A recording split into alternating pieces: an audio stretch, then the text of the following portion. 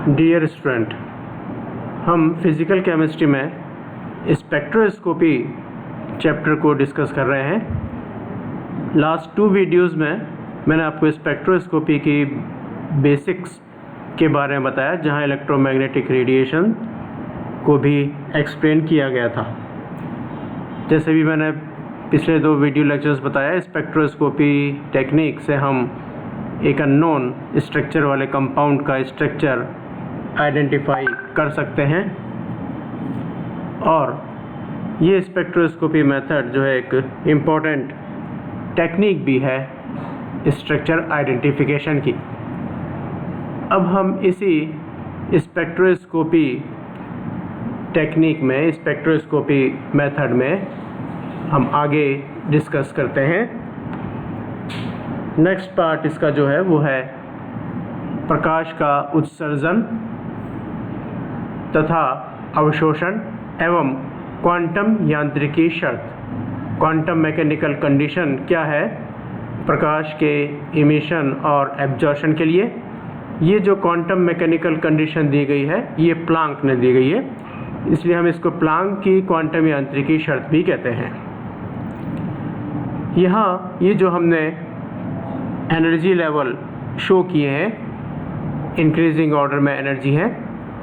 तो सपोज़ एक मॉलिक्यूल हम लें, उस मॉलिक्यूल में ये 2 एनर्जी लेवल हैं। लोअर एनर्जी का एनर्जी लेवल को हमने E1 और हायर एनर्जी वाले एनर्जी लेवल को हमने E2 से शो किया है। इन दोनों एनर्जी लेवल के बीच में जो एनर्जी डिफरेंस है उसको डेल्टा E से रिप्रेजेंट किया है। इसका मतलब डेल्टा E जो है वो होगा E2 माइनस E1। इसी तरह से यहाँ भी यही 2 एनर्जी लेवल हैं, E1 और E2। इनके बीच भी जो एनर्जी डिफरेंस है वो डेल्टा E होगा। अब यहाँ पे हम ये माना कि ये एक मॉलिक्यूल के ये 2 एनर्जी लेवल E1 व E2 हैं। यदि इनसे एक न्यू फ्रीक्वेंसी या न्यू आवृत्ति वाला विकिरण जिसकी एनर्जी, जिसकी ऊर्जा hν होगी, इस hν ऊर्जा का एक फोटोन टकराता है। अब यहाँ अपन थोड़ा सा ये ध्यान दें कि विद्युत चुंबकीय विकिरणों के लिए एक क्वांटम सिद्धांत दिया गया है। उस क्वांटम सिद्धांत के बेस पर, उस क्वांटम सिद्धांत के आधार पर यह बताया गया है कि अणुओं या परमाणुओं द्वारा विकिरण ऊर्जा का अवशोषण या उत्सर्जन असतत डिस्कंटिन्यूअस रूप से होता है। इन असतत तरंगों को फोटोन या क्वांटा कहते हैं। तो हम ये कह सकते हैं कि जो विद्युत चुंबकीय विकिरण होते हैं उनकी तरंग प्रकृति भी होती है और उनकी कणीय प्रकृति भी होती है। जब वो विद्युत चुंबकीय विकिरण कणीय प्रकृति के रूप में कंसीडर किए जाते हैं तो एनर्जी का अवशोषण या जो उत्सर्जन होता है वो फोटोन के रूप में हम उसको प्रदर्शित करते हैं। तो इसलिए हमने यहाँ पर ये लिखा है कि यदि E1 व E2 के मध्य एनर्जी डिफरेंस फोटोन की एनर्जी hν के बराबर हो तो मॉलिक्यूल उस फोटोन का अवशोषण करके उच्च ऊर्जा स्तर में प्रवेश कर जाएगा। यानी इसका मतलब ये हुआ कि यदि एक hν एनर्जी वाला फोटोन इस मॉलिक्यूल से टकराता है, जिसके ये 2 एनर्जी लेवल हमने E1 E2 शो किए हैं, जिसके बीच में एनर्जी डिफरेंस डेल्टा E है, तो ये जो डेल्टा E की वैल्यू है वो यदि इस गिरने वाले फोटोन की एनर्जी hν के बराबर होगी तब तो ये मॉलिक्यूल इस एनर्जी hν को एब्जॉर्ब कर लेगा और एब्जॉर्ब करके E1 से E2 में संक्रमण कर जाएगा। इस प्रकार से ये जो संक्रमण होता है इससे बनने वाले स्पेक्ट्रम को हम अवशोषण स्पेक्ट्रम कहते हैं। इसी प्रकार यदि उच्च ऊर्जा स्तर पर स्थित अणु hν ऊर्जा वाले फोटोन का उत्सर्जन कर दे तो वो अपने निम्न ऊर्जा स्तर में प्रवेश कर जाएगा। यानी वो E2 से E1 में जब आएगा तो जो एनर्जी डिफरेंस है इन दोनों एनर्जी लेवल के बीच का, वो एनर्जी डिफरेंस डेल्टा E होगा। और अब ये जो डेल्टा E है वो बराबर होगा h न्यू के, और ये h न्यू एनर्जी जो है वो इस मॉलिक्यूल से बाहर निकल जाएगी। तो हम ये कह सकते हैं कि h न्यू ऊर्जा वाले फोटोन का उत्सर्जन करके ये मॉलिक्यूल उच्च ऊर्जा स्तर से निम्न ऊर्जा स्तर पर आ जाता है। ये जो हमने यहाँ पर एक कंडीशन शो करी है, इसे हम प्लांक क्वांटम मैकेनिकल कंडीशन कहते हैं। तो इस तरह से जो भी मॉलिक्यूल में दो एनर्जी लेवल्स को हम डिस्कस करें, उस एनर्जी लेवल के बीच में जो एनर्जी डिफरेंस होगा, यदि उसी एनर्जी डिफरेंस के इक्वल एनर्जी वाला कोई फोटोन आकर उस मॉलिक्यूल से टकराता है तो वह मॉलिक्यूल उस एनर्जी को एब्जॉर्ब करके अपने लोअर एनर्जी लेवल से हायर एनर्जी लेवल में प्रवेश कर जाएगा। इसका मतलब ये भी हुआ कि अगर गिरने वाले फोटोन की एनर्जी डेल्टा E से कम होगी तो उस मॉलिक्यूल द्वारा उस एनर्जी का एब्जॉर्प्शन नहीं होगा और हमें स्पेक्ट्रम प्राप्त नहीं होगा। यहीं पर ही अगर हम ये देखें तो प्लांक इक्वेशन जो है वो प्लांक इक्वेशन इस तरह से दी गई है। एक इलेक्ट्रोमैग्नेटिक रेडिएशन अगर हम लें, उसकी एनर्जी, तो अगर हम ये कह सकते हैं कि वो इलेक्ट्रोमैग्नेटिक रेडिएशन एक फोटोन के रूप में प्रदर्शित करें इसको, तो एक फोटोन की ऊर्जा E इस डायरेक्टली प्रोपोर्शनल, सीधे समानुपाती होती है उस विद्युत चुंबकीय विकिरण की आवृत्ति यानी न्यू के। या हम कह सकते हैं E is equal to H into nu, जहाँ H जो है उसे हम प्लांक कांस्टेंट कहते हैं। ये न्यू जो है, जो विद्युत चुंबकीय विकिरण की आवृत्ति होती है, यह न्यू बराबर होती है c अपॉन लैम्डा, जहाँ c जो है वो प्रकाश का वेग, या हम कह सकते हैं विद्युत चुंबकीय विकिरण का वेग, क्योंकि ये दोनों का वेग समान होता है, और लैम्डा विद्युत चुंबकीय विकिरण की तरंग दैर्घ्य। तो हम यह इस इक्वेशन में न्यू के स्थान पर c अपॉन लैम्डा रख दें तो ये इक्वेशन हो जाएगी E is equal to H C upon lambda. साथ ही एक और जो है वो रिलेशन होता है कि 1 अपॉन लैम्डा जो होता है, यानी लैम्डा का व्युत्क्रम, वो बराबर होता है न्यू बार के, और न्यू बार को हम कहते हैं वेव नंबर या तरंग संख्या, यानी वेव नंबर या तरंग संख्या न्यू बराबर होगा 1 अपॉन लैम्डा के।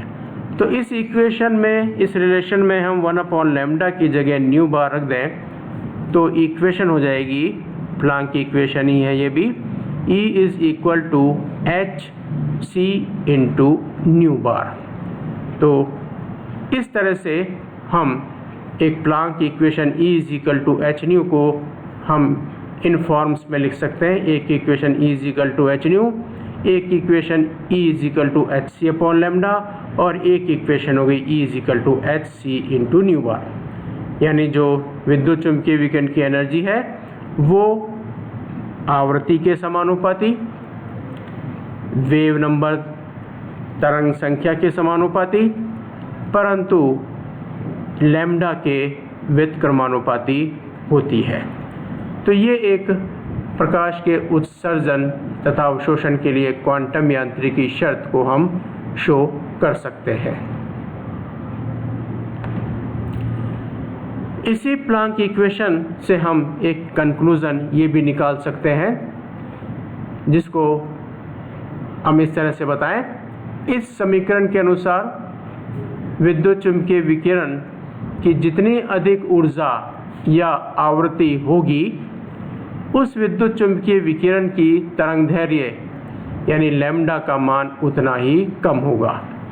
जो अभी मैंने पहले कहा, E is directly proportional to frequency.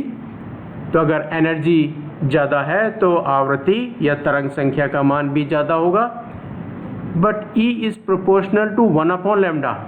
तो इसका मतलब जिस विद्युत चुंबकीय विकिरण की ऊर्जा का मान ज़्यादा होगा उस विकिरण की तरंग दैर्ध्य का मान कम होगा। अब हम यहाँ एक छोटा सा एग्जाम्पल इस वीडियो लेक्चर के लास्ट में ले लें कि जो दृश्य क्षेत्र विजिबल रीजन होता है, यानी जो इलेक्ट्रोमैग्नेटिक रेडिएशन विजिबल रेंज के होते हैं, उनकी लैम्डा की रेंज जो होती है वो 400 नैनोमीटर से 800 नैनोमीटर की होती है। इसके बीच में जो लैम्डा होती हैं वो इन कलर्स को रिप्रेजेंट करती है, यानी जो दृश्य क्षेत्र है 400 से 800 नैनोमीटर वो इस रंगों से मिलकर बना है, VIBGYOR, violet, indigo, blue, green, yellow, orange और रेड। इसका मतलब ये हुआ कि जो वॉयलेट कलर वाला रीजन है उसकी लैम्डा 400 नैनोमीटर के आसपास, और जो रेड कलर वाला रीजन है उसकी लैम्डा का मान 800 नैनोमीटर होता है। तो विजिबल रेंज में जब यहाँ से इधर हम मूव करेंगे तो लैम्डा की वैल्यू इंक्रीज होगी, लेकिन जब हम 400 नैनोमीटर से 800 नैनोमीटर की तरफ मूव करेंगे तो इस विजिबल रीजन की जो एनर्जी है उस एनर्जी का मान कम होता जाएगा, क्योंकि E इज़ प्रोपोर्शनल टू 1/λ। इस बेस पे हम ये कह सकते हैं कि अर्थात दृश्य क्षेत्र या विजिबल क्षेत्र में बैंगनी रंग की किरणों की ऊर्जा, बैंगनी रंग की किरणों की ऊर्जा लाल रंग की किरणों की ऊर्जा से अधिक होती है, लाल रंग की किरणों की ऊर्जा से अधिक होगी। उसका अर्थ यही निकला क्योंकि लाल रंग की किरणों की लैम्डा का मान ज़्यादा है, इसका मतलब इन लाल रंग की किरणों की ऊर्जा का मान कम होगा, और ये जो बैंगनी रंग की किरणें हैं इनकी लैम्डा का मान कम है, तो इन बैंगनी रंग की किरणों की ऊर्जा का मान ज़्यादा होगा। इसीलिए हमने यहाँ पर ये शो किया है कि बैंगनी रंग की किरणों की ऊर्जा जो होगी वो ज़्यादा होगी, किससे? लाल रंग की किरणों की ऊर्जा से वो ज़्यादा होगी। तो इस तरह से हम एक स्पेक्ट्रोस्कोपी में एक कंडीशन बता सकते हैं कि जो ट्रांजिशन होगा लोअर एनर्जी लेवल से हायर एनर्जी लेवल में वो कब होगा? वो तभी होगा जब मॉलिक्यूल में जो दो एनर्जी लेवल के बारे में अगर हम जो डिस्कस कर रहे हैं उन दो एनर्जी लेवल के बीच में जो एनर्जी डिफरेंस होगा उस डिफरेंस के बराबर की एनर्जी वाला कोई फोटोन या कोई रेडिएशन उस पर आकर गिरेगा तो उस ऊर्जा का अवशोषण होगा और मॉलिक्यूल लोअर एनर्जी लेवल से हायर एनर्जी लेवल में ट्रांजिट करेगा और हमें स्पेक्ट्रम प्राप्त होगा। इस प्रकार से यह एक और स्पेक्ट्रोस्कोपी का बेस या आधार की जानकारी हम दे सकते हैं।